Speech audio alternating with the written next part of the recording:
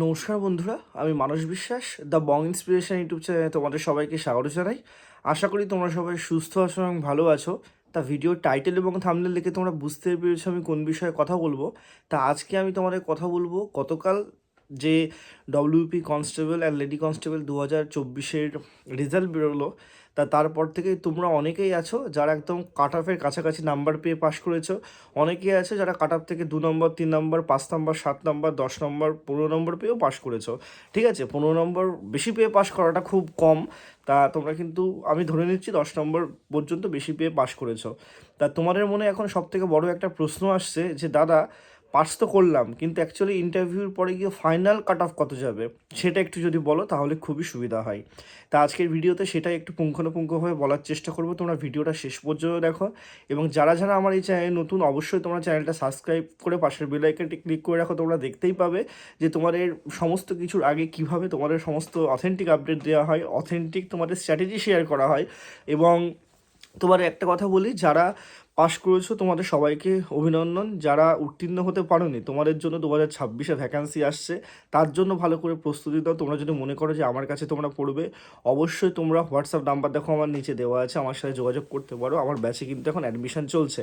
ঠিক আছে, দেখো অন্যান্য বার ডব্লিউপিতে কী হয়, তোমাদের অন্যান্য বার ডব্লিউপিতে তোমাদের একটা জিনিস হয়, প্রথমে কিন্তু প্রিলিমিনারি হয়, দেন তোমাদের পিইটি পিএমটি হয়, পিইটি পিএমটি হয়ে যাওয়ার পর তোমাদের মেন পরীক্ষা হয়, এবং মেন পরীক্ষার পর তোমাদের ইন্টারভিউটা হয়। মেন পরীক্ষা বা ইন্টারভিউর মাঝে কিন্তু কোনো স্টেপ থাকে না, শুধু ওই দুটোই থাকে। কিন্তু এই বছরের ক্ষেত্রে তোমাদের অনেকেই প্রশ্ন করছে, দাদা ইন্টারভিউ তো 15 নম্বরের হয় কিন্তু ফাইনাল কাট আপ কি 17 নম্বর 18 নম্বর বেশি যাবে?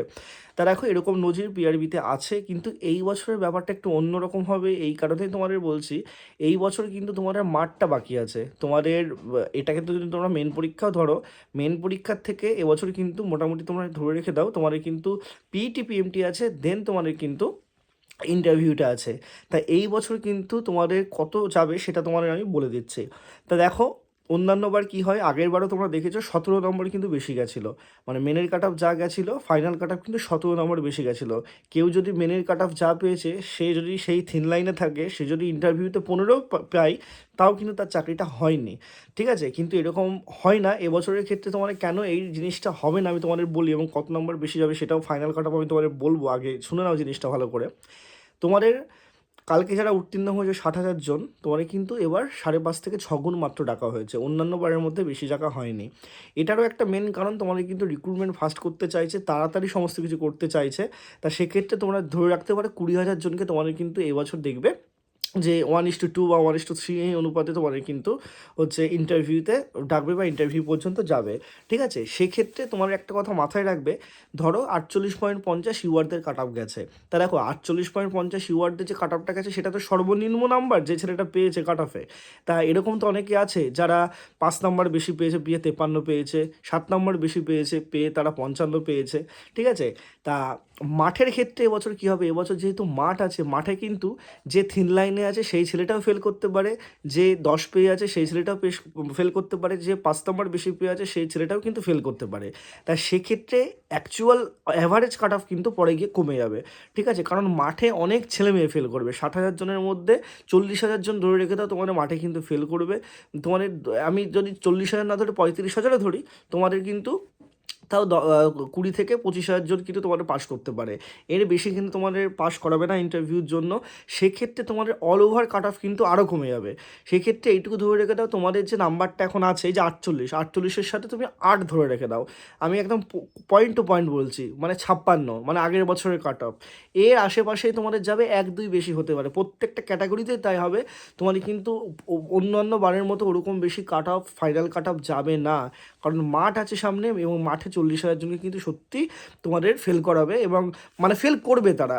এবং এই 40,000 জনের মধ্যে কিন্তু যারা অনেক বেশি নাম্বার পেয়ে আছে কাট অফের থেকে তারাও ফেল করবে, যারা মধ্য নাম্বার পেয়ে আছে তারাও ফেল করবে, যারা কাট অফ লাইনে আছো তারাও কিন্তু ফেল করবে। সেক্ষেত্রে তোমাদের আমি আবারও বলছি, ইউআরদের কাট অফ 56 থেকে 58 এটাই যাবে, এসসিদের কাট অফ 50 থেকে 52 এরকম যাবে, ওবিসি এদের কাট অফও এই 53-54, ওবিসি বিদের কাট অফ 54-55 এরকমভাবে যাবে। এর বাইরে তোমাদের কাট অফ যাবে না। আমার আমার কথা তোমরা মিলিয়ে নাও।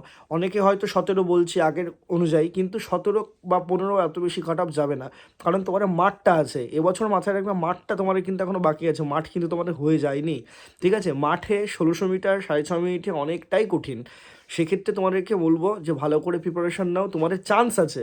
যারা মাঠ পাস করবে তোমাদের চাকরি পাওয়ার চান্স আছে। তোমাদের ইন্টারভিউ যদি ভালো করে দাও, তোমরা যদি মাঠটা ভালো করে করো, তোমাদের কিন্তু চান্স আছে। কারণ একটা কথা মাথায় রাখবে, কেউ 48 পেয়েছে, সেই ছেলেটা ধরো ইন্টারভিউতে মাত্র 4 পেলো, তাহলে না তার নাম্বার 52 হয়ে গেল।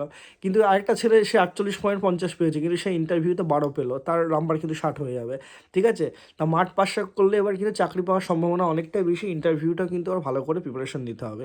তো ভালো করে তোমরা প্রিপারেশন নাও। তোমরা ইন্টারভিউ গাইডেন্সও যদি চাও, তোমরা আমার সাথে যোগাযোগ করতে পারো, এবং নতুন ভ্যাকান্সির জন্যও যদি পড়াশোনা করতে চাও, আমার সাথে যোগাযোগ করতে পারো। সবাই সুস্থ থেকো, ভালো থেকো, ধন্যবাদ।